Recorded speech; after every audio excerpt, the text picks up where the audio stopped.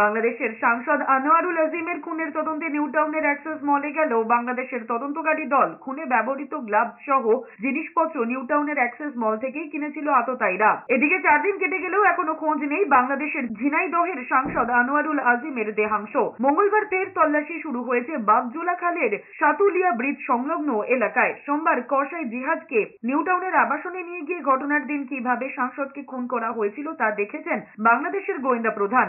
অন্যদিকে সিআইডি সূত্রে দাবি করা হয়েছে বাংলাদেশের সাংসদ খুনের অন্যতম চক্রী আমানুল্লাহ জাল পাসপোর্ট নিয়ে ভারতে এসেছিল। যদি পাওয়া না যায় তাহলে কি একনলেজ হবে না? আমাদের কাছে যে গুরুত্বপূর্ণ যে ঘাতক, যার নির্দেশনায়, যার পরিচালনায় হত্যাকাণ্ড সংঘটিত হয়েছে সঞ্জীবা গার্ডেনে, সে মূল ঘাতক কিন্তু আমাদের কাছে আসে। যে মেয়েটা ছিল, সে মেয়েটাও আমাদের কিছু তথ্য দিয়েছে।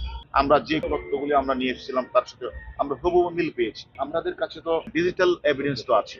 আবার আপনারা দেখেছেন সন্দেহভাজন কিছু ব্যাগ নিয়ে বের হয়েছে। আমি মনে করি তদন্তকারী কর্মকর্তা এগুলো আমলে আনবেন, তারপরে কোর্টে প্রেরণ করলে সেখানে মাননীয় কোর্ট সেটাও তো আমলে নিবেন।